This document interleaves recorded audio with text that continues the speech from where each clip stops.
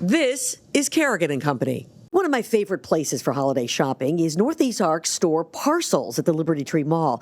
They're hosting an incredible holiday market on Saturday, November the 22nd from 10 a.m. to 2 p.m. There'll be more than 30 vendors, all with disabilities or autism, as well as live music. It's a great way to shop local this holiday season and support artists, creators, and entrepreneurs with diverse abilities. Find them on Facebook at Northeast Arc Gifts to learn more. We're talking football and basketball on this episode of Kerrigan and Company.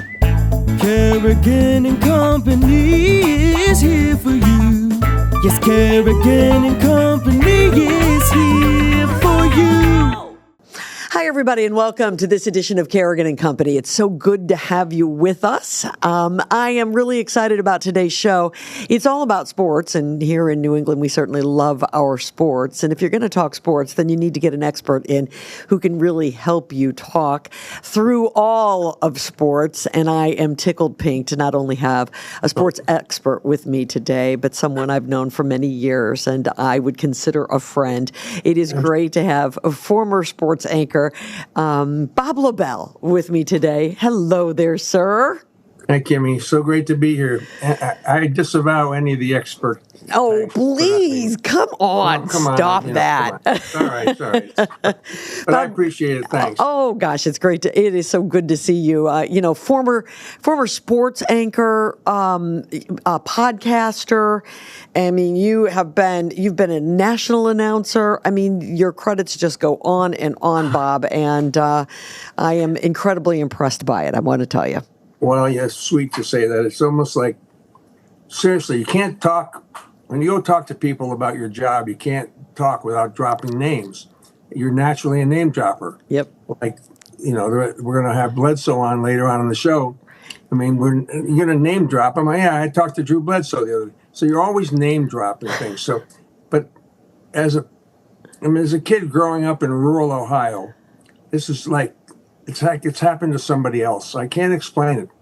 It's like I can look at my life and the fortunate career that I did have doing what we did at that time in this market, never to be repeated. It's almost like it happened to somebody else. You know what I'm saying? I do. That's exactly the way I can put it. It's been very fortunate. Name dropping. Ted Williams, Bobby Orr, Larry Bird. I can just write name dropping. Yeah. I can't talk about it without dropping names. Well, I understand exactly what you're saying, but that may be the case. And you were fortunate. You can say that, but you worked hard. Those were hard years of, the teams here in the city were at their peak, and that meant you as a sports person had to be at your peak, and you were there. On the other hand, Kimmy, the fans were at their peak. The teams were not always at their peak. Yeah. In other words, always the best story was in the losing locker room, but there were kind of disasters team-wise before they got to 2004 or 2001 when the Patriots started it off with that first Super Bowl win. Right. And then it was, but kids growing up after that know nothing but winning. Right. But you had to be around in '86 when the Sox lost to the Mets. You had to be around, during the Buckner game. You had to be around during the World Series in 1975. So there was a lot of time that wasn't so positive. So what was it like to, during those years that weren't so positive? You say, the story was always in the losing locker room. I mean, what was it like to have to keep going and trying to find some kind of enthusiasm, each night as you sat out there on the set next to Liz and Jack and the whole gang? I love those people so much. As we got along so well, we're so fortunate to have been there. But I'll say this, Kimmy, I always thought, as opposed to being a reporter, I was more of an entertainer. And sports, you can do that. Yeah. You don't have to use a teleprompter in sports. In news, you kind of have to because you're talking about serious stuff. In sports, you're just talking about sports.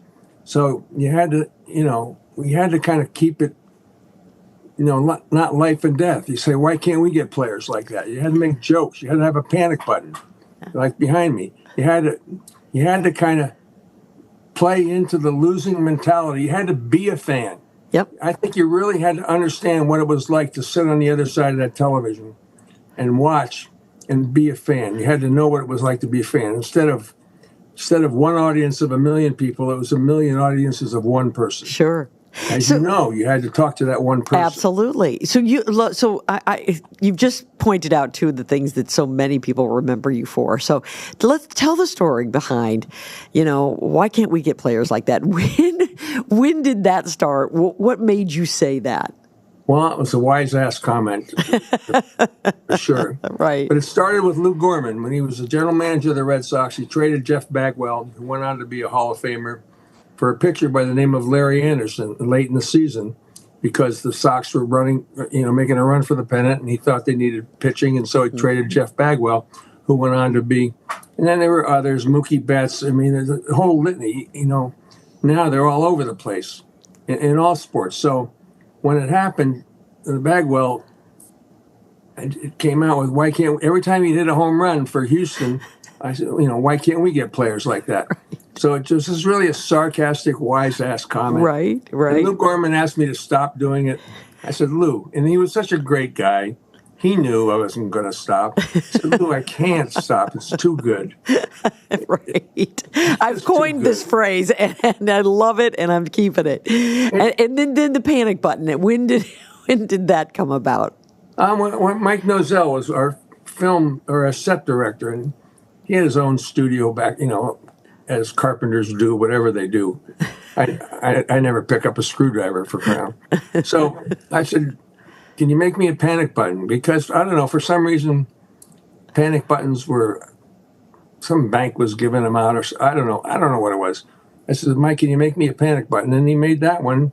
It used to light up, and I would bring it out on a set, and the Sox would lose 3 or 4 in a row, or the Celtics would lose 3 or 4 in a row, or whatever. The panic. It applied to all teams, but mainly the Red Sox. Yeah. Because they were the ones to pick on more than anything else. Sure. So I just brought it out. But the best part, Kimmy, in using those props, is I didn't have to use it. I didn't have to turn it on. I just had to have it there. Yeah. And then they had to wait and see if I was going to turn it on or not. It was like, it kind of just played your audience. You know what I'm saying? Yeah, I do. I had a lot of fun doing that. You bet. That was the entertainment part of the whole thing, for sure. I think so. Yeah. And of course, talking to Liz and Jack, that was a big entertaining part, too. Well, you guys had such camaraderie and such chemistry, which was so terrific. But you sat there for a long time together, which made you family. And, I think people don't really get it.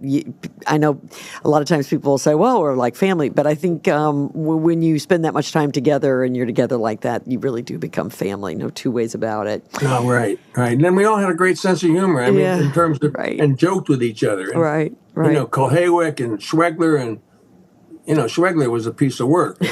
He was just out there. And, I love it. And Jack was, Ted Knight. He was, but had such a wonderful sense of humor. He really, oh my gosh. I talk to him about once a month, and we just go back and laugh over the stuff that, I don't know. It's good. It's all good for the soul. Absolutely. It's good for the soul, for sure. Hey, when you look at, you've just talked about it. I mean, you started covering sports here in this city back in the 70s.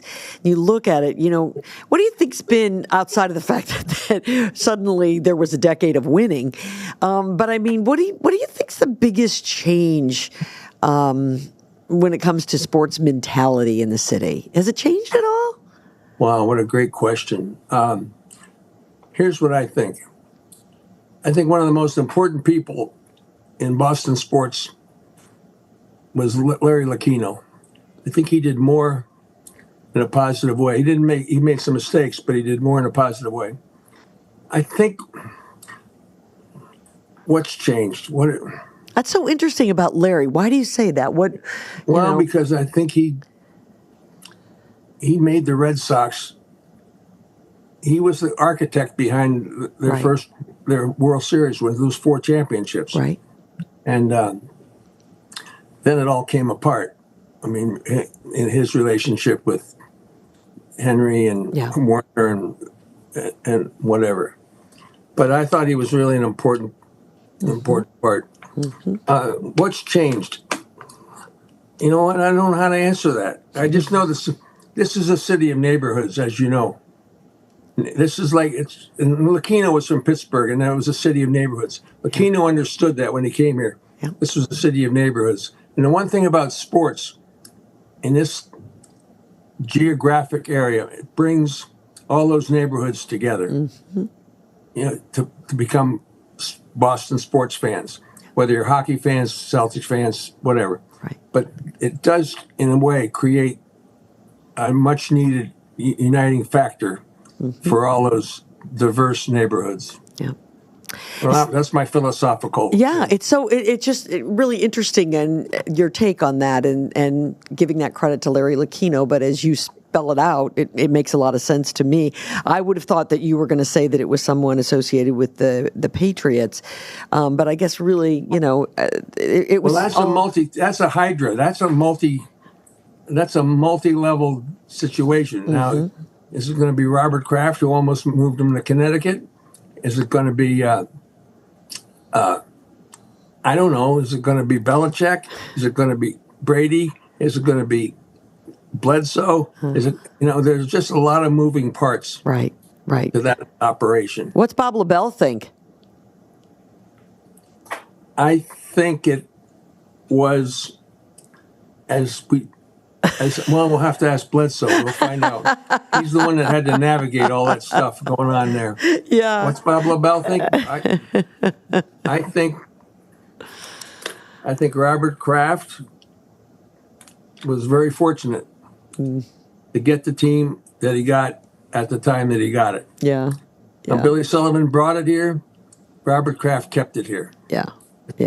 That's kind of cool. Yeah, it is cool. I have often... Red Auerbach, there's a whole, you can go right back to Red and Bobby Orr. Yeah. I mean, all kinds of stuff. I mean, it's a sports legend city with incredible stories, right, left, up, and down. It really is. Yeah, you're right. And how lucky we are to have that. I grew up in St. Louis, where, I grew up during a time where the St. Louis Cardinals were, meaning baseball was unbelievable. There was also I say Stan Musial, but he was way older. He was a little older than I am, yeah. But, even when I was just a young kid, I mean, I can remember Ozzie jumping, backward, over and over again, and Bob Gibson on the mound.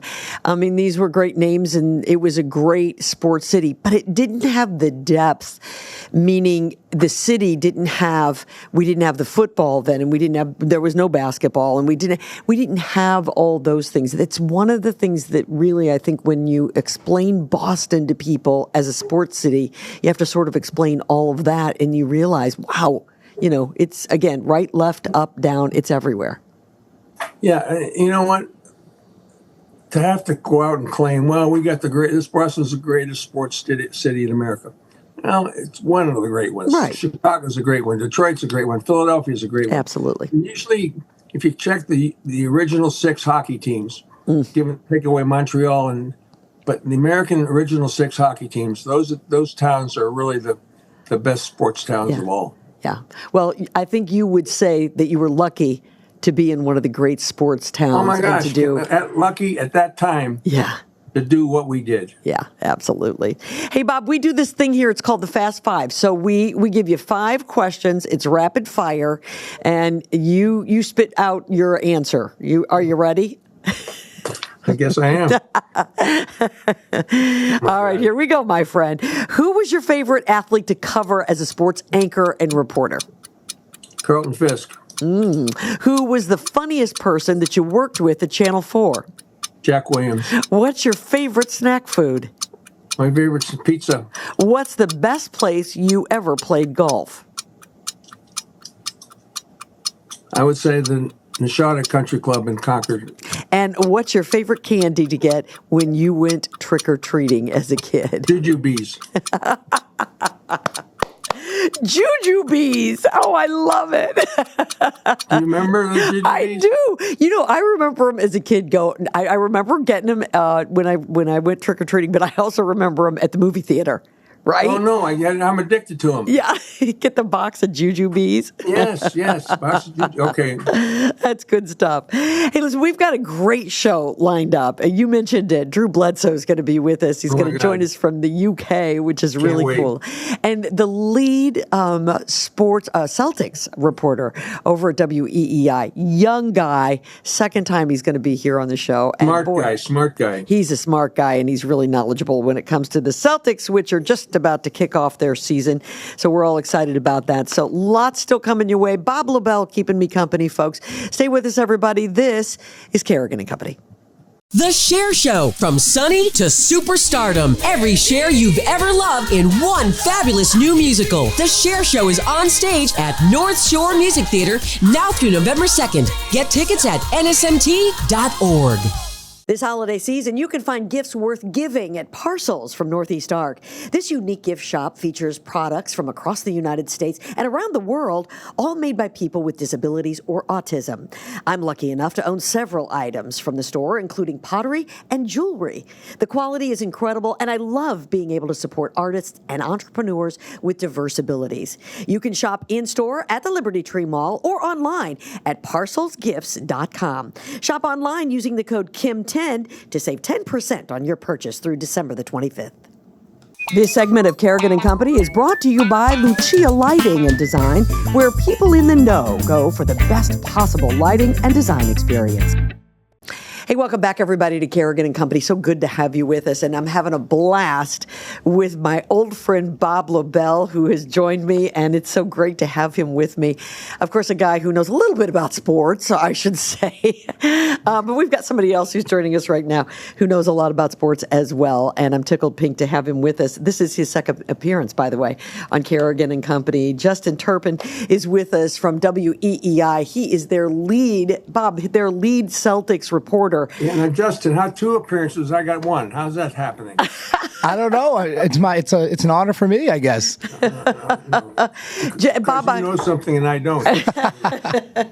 Bob, I have to tell you, I'm looking at Justin and I'm going, lead Celtics reporter, and is it possible that this young man can be the lead Celtics reporter? Yeah, you know what? You and I deal with this all the time. It's like, oh, hi, I remember you. Yeah, you must have been in kindergarten. Right. First grade. First grade, you're right. So I'm going to jump in with a question for this guy. Absolutely. Right? So the Globe comes out today, Justin, with the reporters' picks, a number of games they think they're going to win. And, anywhere from Shaughnessy, who's at 40, which, of course, is where Shaughnessy goes. Taking the under, yep. And then they're up to 47 to 48. So where do you think this team is going in what's obviously going to be a rebuild year? But you can comment on that, too. Yeah, I probably fall right in the middle, right around there, probably 45 or 46 wins for this team. I do like the over. It's set at 40.5, the lowest it's been in almost a decade now. But, this team's going to really... The city's going to embrace this team. They're going to like the way they play. They're going to be aggressive. They're going to be physical, and they're going to be a scrappy underdog. And I think this city can appreciate that. So they're going to like this team. It's not going to be the expectations that we've been used to the last couple of years, right? Ever since they finally break through and made the NBA Finals in 2022, that has been the expectation each and every year. And the reality is it's just not this year. So I think people can still appreciate this team for what it's going to be, and that is a scrappy underdog. Yeah. You've obviously followed them through the whole preseason. What do you see different? I know everybody keeps talking about, this is a faster team. Offense is faster. What's faster offense? Offensively and defensively, they're just playing faster, right? They're trying to get out and run. They're trying to speed up their opponent, trying to force turnovers, because the reality is they're not going to be a good defensive rebounding team. Like, they just don't have the size to do it. So to make up for that, they're going to try to force turnovers. They're going to try to get out and beat you in transition, get into their offense faster, so the defense doesn't have as much time to get set and react. So that's just the reality of where this team is at, where they have to play that way. They don't have the superstars that they used to have. Jason Tatum's gone for the indefinite future right now. Kristaps Porzingis and Al Horford obviously gone. Drew Holiday gone. They don't have the luxury of walking it down and setting up and just attacking a mismatch anymore. So they have to go a little bit faster, and that's what we're seeing from them. It's hard as a fan to figure out why those 3 guys are not here, because they were 3 great contributors and always have been. And I assume you go back to the financial aspects about over the cap, and I don't know how you expect fans to understand all that. They want to see a product out on the floor.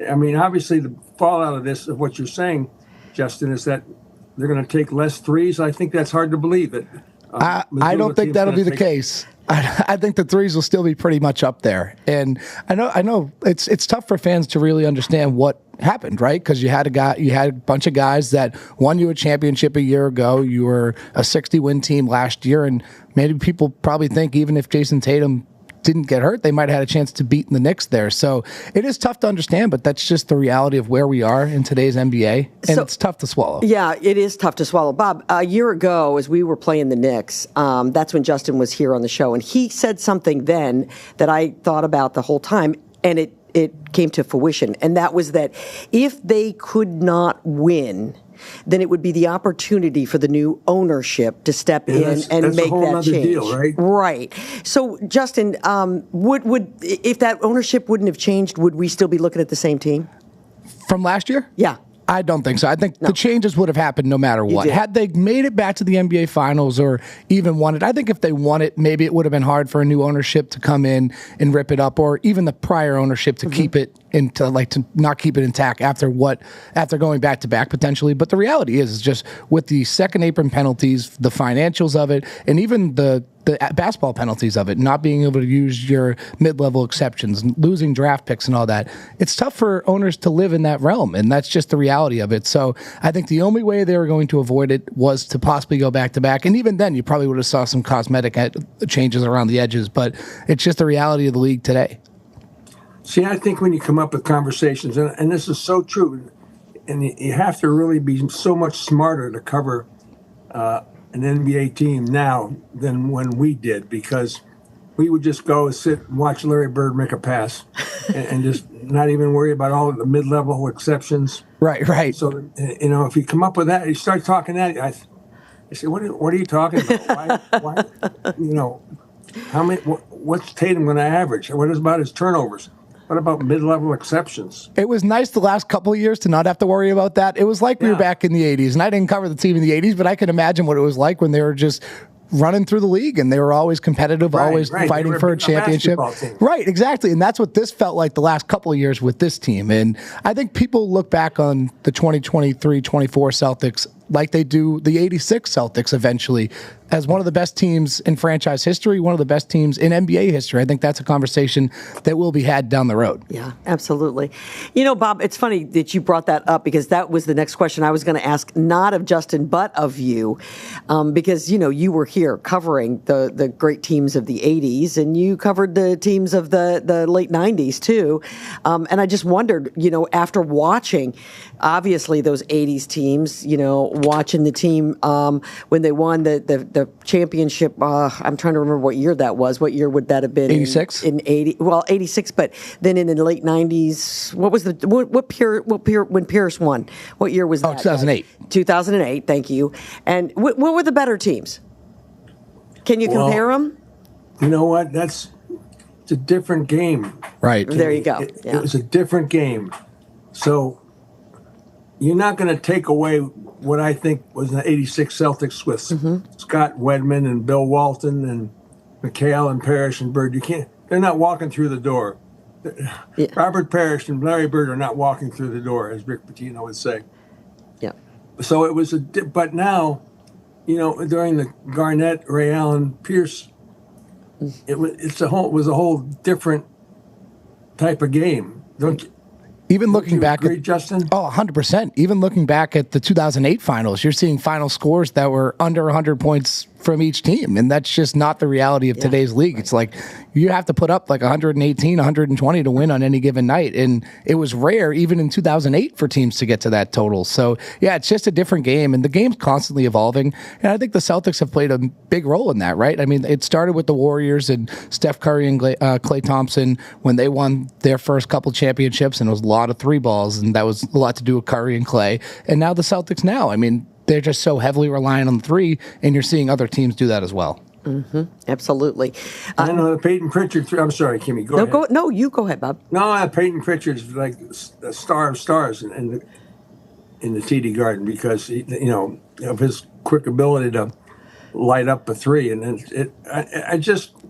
But again, I remember when Chris Ford made the first 3 ever in the NBA. And so it was like, that's when the game changed. That's when it absolutely changed. Yeah. Well, let's talk about, Justin, as we get ready, here to start this season. And you've already said where you think they may come out. What's the reaction from the fans? Do you feel the same kind of excitement? You said, I think that the fans will come to love this team. Yeah, for sure. But do you feel like people are excited? Is that excitement out there? And a lot of people, I think, feel a little disappointed. For sure. I mean, you're going to be disappointed, right? You just had a championship core that, again, we were talking about in the same talks as the 86 Celtics. Like, that speaks to how good this team was. So when you lose all that talent, it's going to be difficult to really be invested in this team because they grew to love that team. Like, the city loved the team the last 2 years. So it's going to be a little bit different. And I think there are some people that have kind of faded out a little bit because they're not happy with the offseason changes, whatever it may be. They know the team's not going to be great, but there is still a lot of interest in this team. And this city's no stranger to these underdog stories. I mean, look at the Isaiah Thomas Celtics like 9-10 years ago. I mean, that team went to the Eastern Conference Finals. They had no expectations. And for my money, one of my favorite Celtics seasons I've watched. And, it was a lot of fun. And I think this team can be very similar to that. What about the new ownership? What's the feedback? What are you going to ask them about the new ownership? Yeah, what are you hearing? Yeah, it's kind of. Grossbeck has to be the smartest person on the planet. That's all I'm going to say. Yeah, no kidding. No kidding. It's kind of tough because the moves that they made this offseason, like I said, were going to happen regardless of the ownership change. So it's kind of tough to judge them on that. So I think now that we're into their ownership and the moves have been made, now you can start judging them for what they are and what they're going to do and what the spending is going to look like. Before, you couldn't really get a good read on it because this was going to happen regardless. Like, that was the reality. And Wick Grossbeck had made that clear from way before that they couldn't live in the second apron and moves were going to come. And he alluded to that before his ownership was even up, before he even announced the sale. So now you can start to judge this group for what it is. So we'll have a clearer picture of that around the trade deadline if they're dumping off pieces to get below the luxury tax, or even next summer when you're finally expected, because as soon as Jason Tatum's back, the expectation is this team will be spending and trying to compete. So we'll have a good idea of it at the trade deadline and in the summer. But right now we still don't really know because it's still so early. And like I said, those moves had to happen. Kim, I think one thing that ownership is one thing, but I think they have a great general manager. Brad Stevens is outstanding. No doubt. And the coach is kind of a crazy guy, but he gets the job done. And I think he reaches the players that he needs to reach. You hit it right there. I think he is the perfect coach for this group, for what this team needs. Somebody that is going to get them to play with an edge. Somebody that's going to get them to play hard each and every night. Because the reality is they don't have the talent that they used to that they can win on off nights. They need to bring their best each and every night. And they have to have a coach that'll bring it out for them, and that's Joe Mazzulla. And this team absolutely loves him. And we've heard even the first couple weeks of training camp, Josh Minot and Luka Garza, 2 new players from the Minnesota Timberwolves, they were like, I'd run through a brick wall from this guy. They knew him for like a week and a half at the time, or they've been practicing with them for a week and a half. So this team really enjoys Joe. They love Joe. They want to play for him from top to bottom. And that's so important in a year like this. Yeah, absolutely. Okay, so Bob, just very quickly here, we've got to get Justin. You talk about the coaches. Justin had quite the experience about 2 weeks ago. The game. Yes. So Justin, tell the listeners what you did 2 weeks ago. Yeah, so it was supposed to be a media-on-media basketball game at the Arbeck Center. And I was under the impression that it was going to be an easy day. We were just going to go play some pickup basketball at the Arbeck Center and a fun experience. And Joe Mazzulla is doing his pre-practice or his post-practice interview. And he's like, the last question was about the game. And he's like, well, I don't know how to break it to you guys. You're actually going to be playing the coaches, not each other. And there was some confusion because, Bob, you said it earlier, he's a bit of a crazy guy. So we're like, is he being serious or is he just kind of messing with us here? So we went upstairs and we were like, all right, we don't really know. We'll see what happens. So about an hour later, we went down to the floor and start warming up. And Joe Mazzulla comes out, dribbling the basketball with all the other assistant coaches, and he's yelling, let's go, let's go. And we're like, oh, this is actually on. Like, we're actually playing them. And we didn't expect to win, right? I think there were some people that were a little naive and were like, all right, we can hold in there. Double figures. Yeah, we could have expected that. And I didn't really know what to expect. I didn't expect to win, but I didn't expect them to go all the way in. I mean, this guy, Emil Jefferson, is one of like 11 players to have 1,000 points and 900 rebounds at Duke. Like, Phil Pressey played 185 games for the Celtics. Joe Mazzulla and Deshaun Butler beat John Wall and DeMarcus Cousins in the Elite Eight to go to the Final Four. Like, these are good basketball players, and they're not far removed from their primes. And yeah, they pressed us the whole entire time. It was nothing I could have imagined. Like I said, I wrote this in my article recapping the event. I think if you had the half court line treated as an end zone like in football, and you got 6 points for crossing it, we still would not have won. That's how bad we were at moving the ball up the floor. So go ahead. I know it's hard, but just tell everyone, what was the final score? 57-4. It was brutal. It was absolutely in a 12-minute game. In a 12-minute game. But in 12 minutes, they scored 54. Let's start there. And our 51, it was 57. Oh, it's even worse. And Bob, on top of it, my producer asked Justin, who would you say was the star on your team? And he said, when you have 4 points, it's tough to have a star. But I would go with Kari Thompson from Boston.com because he grabbed us some rebounds. He had one of our points. The other bucket was from Bobby Kravitsky. But yeah, that's tough to have a star player when you get blown out like that in a 12-minute game. A 53-point loss in a 12-minute game is just something I never thought I'd experience. Oh God! But you also said it was the most from the losing locker room. That's all. That's right. It brought us all together. That's for sure. In the losing locker room. You said it was a great experience. Unbelievable. How cool is that? I mean, it's just so fun. And I saw people worked up about it on social media. It's like, oh, this is some form of like bullying from Joe Mazzulla. It's like, well, if the head coach of the Boston Celtics came up and asked you if you wanted to play 5-on-5 at the practice court, who's going to say no? Right, exactly.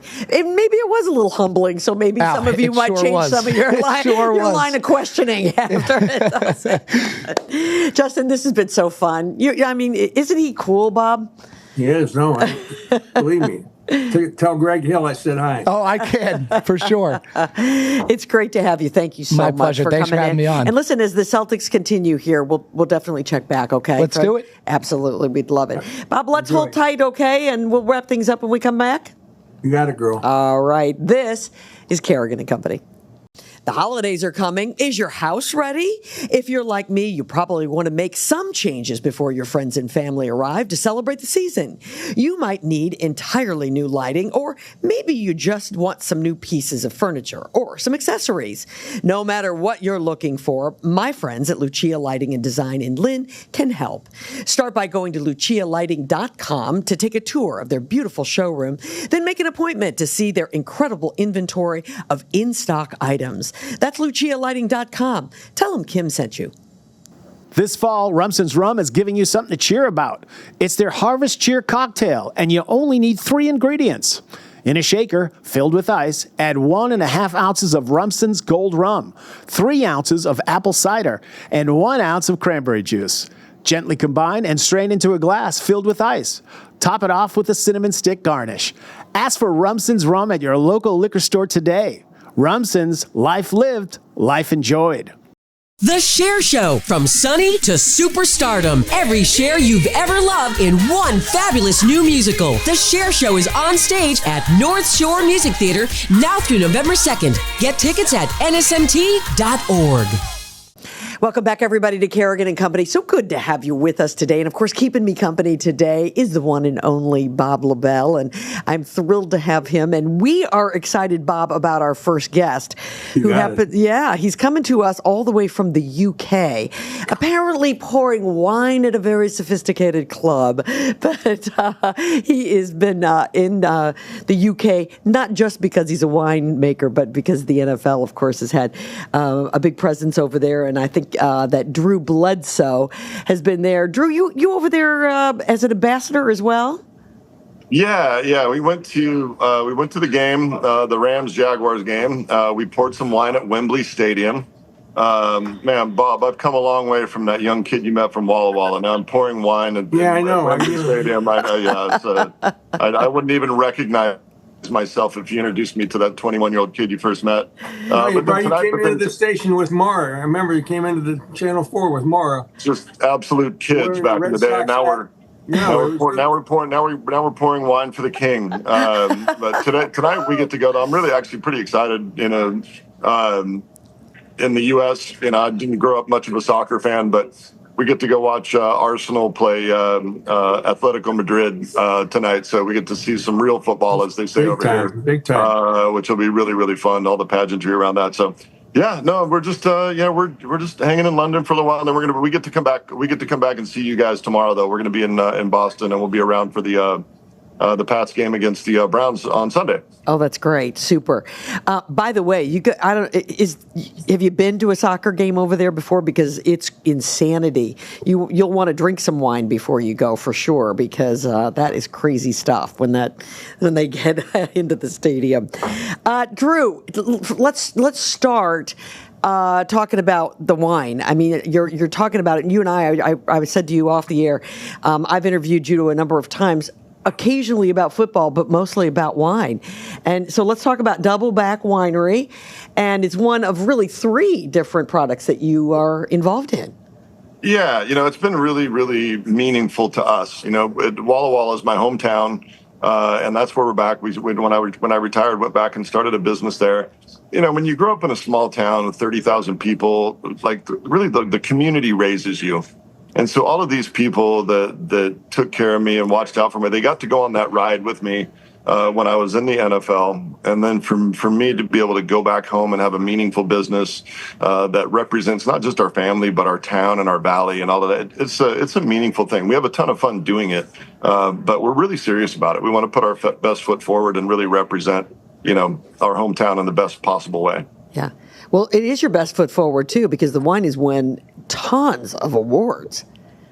Yeah, that competitive thing never really goes away. It's a different kind of competition because, honestly, if my neighbor does well, that's good for me. So we try to help each other out. Whereas opposed to previous career, I wanted the other team to lose as bad as possible, especially if it was the Jets. I wanted them to lose and never win another game, which it looks like they may not this year. But in wine, it's a different kind of. But we're still amongst that crowd. We're trying to be the very best at what we do, and we've got an amazing championship level team that really allows us to do it. So it's been really meaningful. It's been really fun. How much do you personally really know about making the wine? Okay, so over the last 18 years since we started the business, I have learned enough, Bob, that if you gave me some perfect grapes, I could make you a very average bottle of wine. And that's just being honest. But thankfully, much like in my previous career, there were parts of it that I was really good at. There were parts that I was just absolutely not qualified to be involved in at all. If you put me at left tackle, I would have tried really hard, man. I would have given you my best shot, but man, we would have sucked. But in our business, I've been so fortunate to hire the knowledge that I don't have. And then, I say to my wife and I, we occupy the top and the bottom of our organizational chart in our business. We're the owners and the board of directors, and then we're the traveling salespeople. And so we get to go out and tell the story, which quite honestly is pretty. Now that our kids are out of the house and she gets to go with me, it's really pretty fun. Absolutely. We're in London, quote unquote, working. We actually are working, but it's pretty fun. So we're enjoying that piece of it. That's great. Okay, so how ironic is it that your partner's name is Josh McDaniels? Isn't that Seriously. funny? Yeah, you're right. Yes. So just for those that don't know, our winemaker's name is Josh McDaniels. Obviously, the same name as the football coach. There are 2 funny pieces of this thing, though. One is that our winemaker has discovered the perils of social media. I bet. Because he gets a lot of tweets or X's or whatever you call it now, and all these things from people thinking he's the football coach. But he gets exactly 2 things. He gets criticism. What the hell were you thinking on 3rd down? How can you be that stupid? And he also gets videos from moms and dads who think that their son is good enough to play for, back in the day for the Raiders or for the Patriots. That's great. And so he'll respond to him as like, yeah, your son looks like a really good athlete, That's but I'm really really good. making some wine, so yeah, leave me alone. I think, though, and actually maybe you guys can, help me make this happen. I tried to propose it when Belichick was coaching, and obviously he didn't like to have any fun. Maybe now that Vrabel is coaching, I think we should do a job shadow. I think we should have the offensive coordinator go follow the winemaker for a couple of days. I love it. And then have the winemaker come follow the offensive coordinator for a few days, and we can put that into a 60-minute show. I think it'd be fun. I think they'd enjoy it. I think it's a great idea. All right, you brought up inevitably Belichick. he doesn't miss out on many conversations these days. But you had to navigate the dynamic of being drafted by Parcells and played for who I think was the greatest coach in the National Football League. But we can all argue that. Played for him here, played for him in Dallas. You had to navigate the dynamic between Parcells, Belichick, and Kraft. Yeah. And you were in the middle of all that. And I just wanted to know, I can understand because of your personality but you had to navigate that. You were walking on thin ice no matter where you went. Yeah, it was a little bit, like my parents got along really well. They didn't fight very often, but it's almost like when you're a kid and mom and dad aren't getting along and there's just tension in the house. Now, thankfully, that did not happen very much when I was growing up, but I remember what that felt like, and it was just uncomfortable. And so it was a little bit like that. But shoot, they made it for 20 years after I left, so somehow they found a way to make that work. But with Parcells, he was such an interesting guy to be around, and he and Belichick were very successful when they were together, obviously. But it was always just a very interesting dynamic. I can't imagine. And then, and then there was tension. There was tension, no doubt. The owner piece as well. There was tension between the owners and both of those coaches. Yeah. There really was, and I have great affection for Robert Kraft. We're still great friends to this day, and push come to shove, I'm always going to take his side. But thankfully, I don't have to take sides in this thing. I can just tip my cap to all of them for being great at what they've done. Talking about. I'm sorry. Go ahead, Bob. No, I remember the day you got hurt. With Mo Lewis and the Jets. I remember, as you do, I remember going into the locker room and just outside the locker room. Yeah, it wasn't good. It wasn't good. I was. My brother jumped in the ambulance and rode me to the hospital, and he thought I died in the ambulance. Thankfully I was out for most of it. By the time I woke up, things were under control. But I really, and I've said this many, many times. It was bad. It was bad, but I've said many times it was such a blessing that I happened to be in Boston when this happened, because I had access to, one of the greatest hospitals in the world, and they saved my life, and then I got to go on and play more, and today I'm healthy and happy and making wine, so it ended well. Drew, I got to ask you, actually, I got to be honest with you, this kind of ticks me off. Your career oftentimes, I think, is. The first thing that people say about your career is that you're the guy that Tom Brady took your job. And it feels very unfair to me. You had an absolutely unbelievable career. And you did fabulous things for the Patriots. You were a Pro Bowler while you were playing here. You took this team that was horrific and brought them into the light. You were the #1 draft pick, for goodness sakes. So tell me, Bob asked you about how you navigate. How do you navigate that? That the first thing people say. I think at the very top level, the most important piece that I want people to hear is that nobody should ever feel sorry for me. You talking, grew up in Walla Walla, got to be a #1 overall draft pick, got to lead 3 different franchises, lots of Pro Bowls, lots of stuff. And man, what a privilege it was. And I am eternally grateful for that experience that I got to have. So I don't have any bitterness in me about that experience. Now, that being said, I do want people to recognize I was actually pretty damn good at my job. When I retired, there were only a few guys in the history of the NFL that had thrown for more yards than I had when I retired. It was Fran Tarkenton, Dan Marino, John Elway, Warren Moon, and Brett Favre. That was the entire list of people that had thrown for more yards than I had when I retired. I was the all-time single-season passing leader for 3 different franchises when I retired. So I'm not embarrassed in my career at all. And I do recognize that sometimes the perception is that I was just the guy that came before the guy. But I know, and people that played against me know that I had a pretty nice career. I'm a pretty damn good player when I played. But if you're asking if there's any bitterness in me about the experience, there absolutely is not. I mean, what an amazing ride. And my dad was a high school football coach. My dad got to sit in NFL football meetings with me. I got to do all these amazing things and have these amazing teammates, amazing friends. And so I just have a complete gratitude in my heart for the experience that I got to have. It almost never goes perfect for anybody. Mine certainly didn't go perfect, but man, I had a hell of a ride, man. I really, really enjoyed it. Yeah. Go ahead, Bob. Go ahead.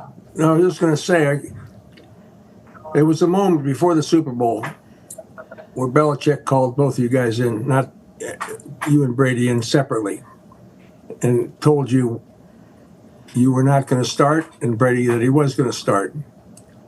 Now, you're not in control of your situation. Never are we always reminded we're never really in control of our situation. How disbelieving was that moment for you? Bob, it was really crazy because, I'd been the guy there for 8 years and a couple games, and then finally got to play again in the AFC Championship game and played well. And I tell people it was like giving a starving man a cracker. I was starving to play, and I finally got to have a little snack, and then they took away the rest of dinner. I didn't get to play in the Super Bowl game. But it's at the end of the day, as you said, and it's very true. We're never fully in control of everything that happens, but we are in control of one thing. We're in control of how we conduct ourselves and how we handle things. Right. And ultimately, how you react to situations like that, that's what defines you. Nobody's ever lived without adversity ever, even for a day or a week in many cases.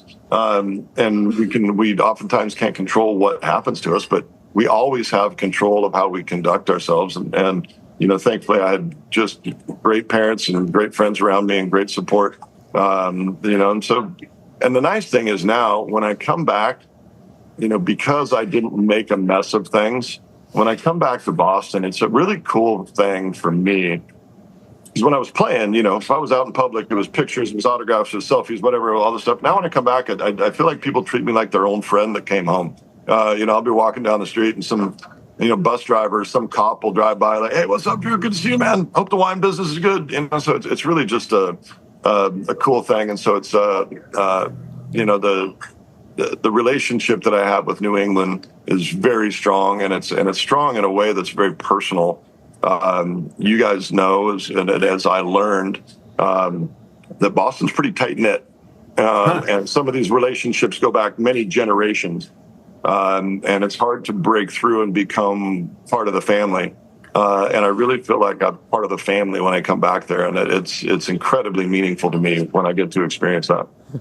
Well, Drew, I want you to know that I was not asking you that because I thought maybe you had any kind of resentment. But I was asking you because I did want to follow it up by saying Boston loves you and so appreciates the way that you handled it. And there's big lessons to be learned. As it's cliche, but it's not about how you handle yourself when you win. It's how you handle yourself when you lose. And and you certainly have done that. Well, the love goes both ways. It was a crazy cool relationship. Not always easy. Boston sports fans and media members, Bob Lobel are not always the most kind people in the world when you don't play well. But it just means I got to play better.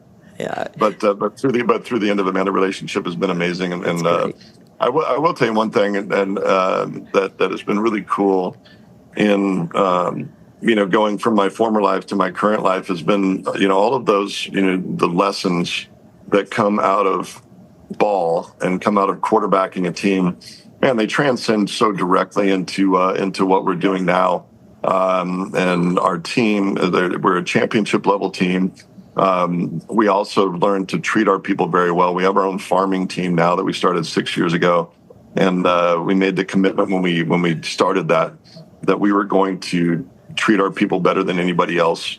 These people that normally would work for 7 or 8 months, now they have full-time employment. They have retirement benefits. They have health benefits. They don't have to worry about what happens if their child gets sick. They don't have to worry about, how they're going to put food on the table in the wintertime. And by taking care of that team and treating them the way that we do, which is what I tried to do as a leader on the football team. I tried to treat everybody with great respect. Man, they have paid us back in so many ways. The fruit that comes out of our vineyards now is truly some of the best in the world. And they talk about our vineyards and our vines as if they own them. They're no longer working in the boss's vines, they're working in their vines, and they treat them. And so because of that, because of that mutual respect, we're producing a better and better product every year. And that comes directly from the lessons that I learned as a quarterback and as an athlete, or how you conduct yourself, how you treat your teammates, how you treat the equipment guys, how you treat the support staff and the secretaries. If you do that all right, man, it returns to you many, many fold, and that's certainly been the case in our business. You also learn how not to treat. Yeah, right. That's what I learned from Parcells. This is how you don't treat people. Drew, obviously you have a sophisticated palate. Would you say? I would say I have a good palate. I always qualify that by saying I'm not great at the descriptor words. I've written tasting notes for some of our wines in the past, and I get so much crap from my buddies about, wet stones and lilacs. What are you doing? You're crazy. But I do know what's good and what's not. But most importantly, I know what I like and what I don't like. Yeah. And wine is very subjective. Different wines for different people. So we've always been very intent. We make wines that we like to drink first and foremost, and then if people agree with us, then they know they can count on us year in and year out. That's great. Where can people get the wine? Because easiest place. So I don't know if you guys remember, but I was a lobbyist in Boston. I do.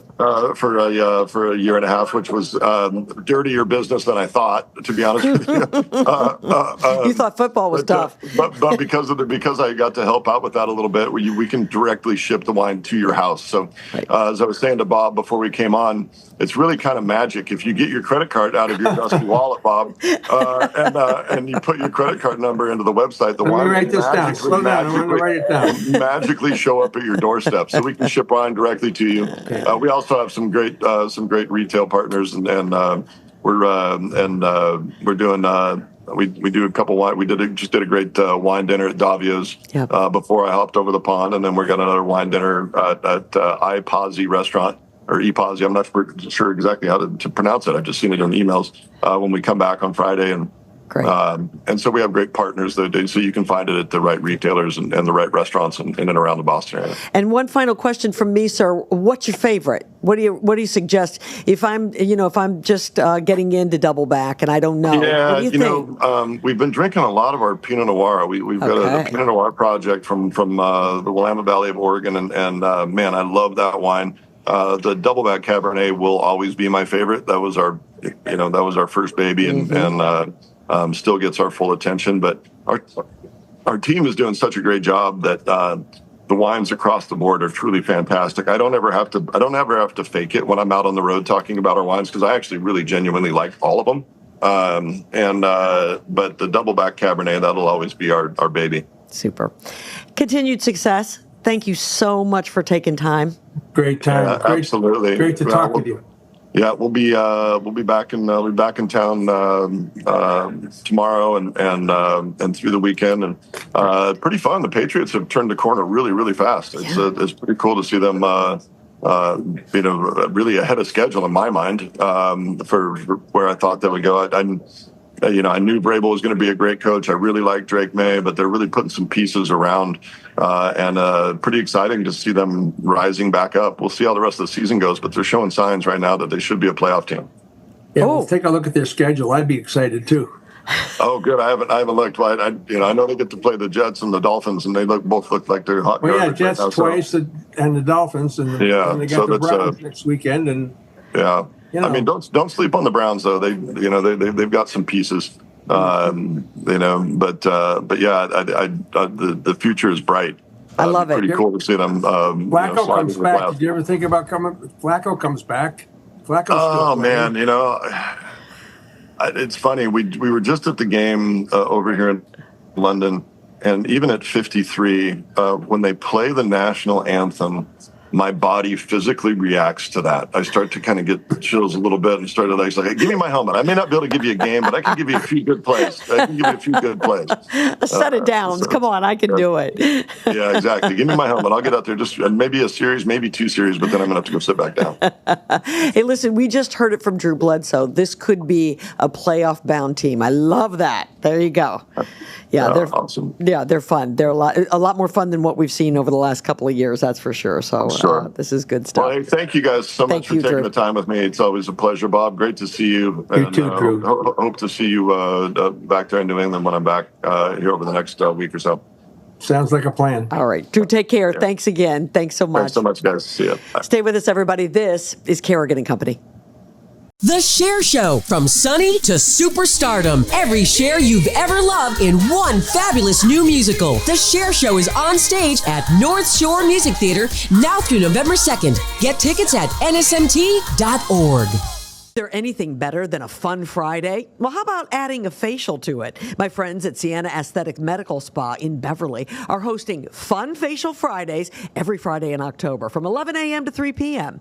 Now, if you book a hydrofacial on an October Fun Friday, you'll enjoy $50 off, along with pumpkin coffee and muffins. So don't miss out on the savings and the fun. Book your October Fun Friday facial today at Sienna Aesthetics Medical Spa. Go to SiennaAesthetics.com. That's SiennaAesthetics.com. This segment of Kerrigan and Company is brought to you by Sienna Aesthetics Medical Spa. Take years off your face with the very latest technologies at Sienna Aesthetics in Beverly. Well, it's that time of Kerrigan and Company when we wrap things up. Bob Lobel keeping me company today. Wow, what a show, Bob. Yeah, it was great. I love both of those guys, Justin and certainly Bledsoe, to go back and learn more about wine than I ever needed to know. Actually.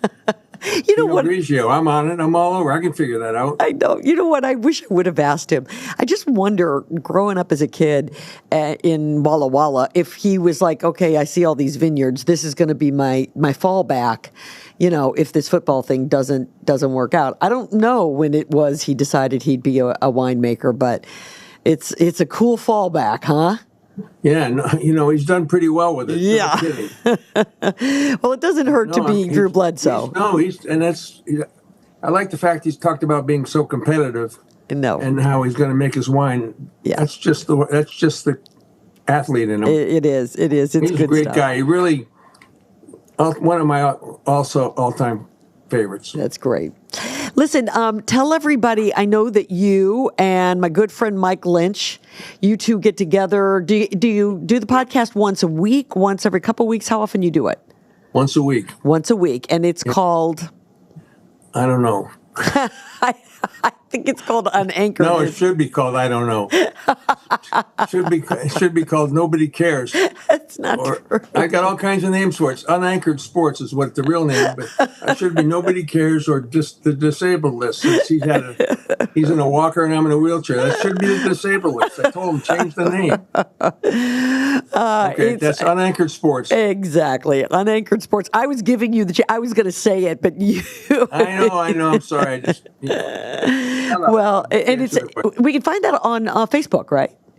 I think you can find out. Will you stop asking me questions? Let's go back to the original 5. Jujubes.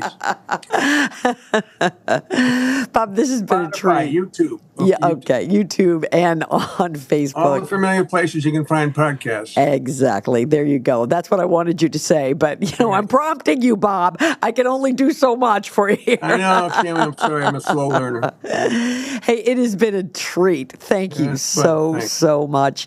Continued success, my friend. Let's see each other at some point in person, okay? It's a deal. All right. Bob Lobel, thank you very much. And thanks to all of you for being with us this week. We're so glad that you could be with us. If you're watching us on YouTube, be sure you subscribe and follow us on all social media. We would really appreciate that. And a quick reminder that we have a new website, and that website is KerriganandCompanyPod.org. sportscasters.com.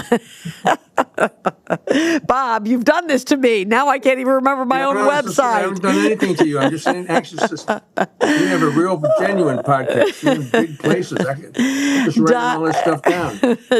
.com. Hey, have a great week, everybody. Somebody comes up and said, I saw you on the podcast. I'll say, you're the one.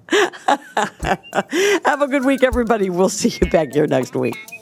Thanks, everybody, for listening to Kerrigan and Company. To find out who will keep me company and be my co-host on the next episode, be sure you follow us on Instagram, Facebook, X, and TikTok. Kerrigan and Company is recorded at the Big Night Studios at the TD Garden in Boston.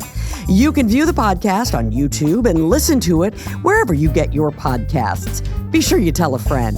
The executive producer of Kerrigan and Company is David Thompson, and our social media managers are Grace Kerrigan, Colby Thompson, and Riley Thompson. See you next time.